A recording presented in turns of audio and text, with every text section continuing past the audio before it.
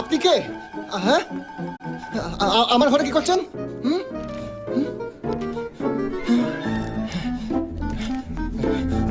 ঘর থেকে বাড়ি যান, লোকে দেখলে উল্টো পাল্টা ভাববে। লোকে তো তখন উল্টো পাল্টা ভাবতে পারে যখন তুমি এই ছাদ থেকে উল্টো দিকে ছাদে হাত নাড়ো, সিগন্যাল দাও, দাঁত বার করে হাসো। কি তাই তো? আমি আমি কোন মেয়েকে সিগন্যাল দিই না দিই তাতে আপনার কি?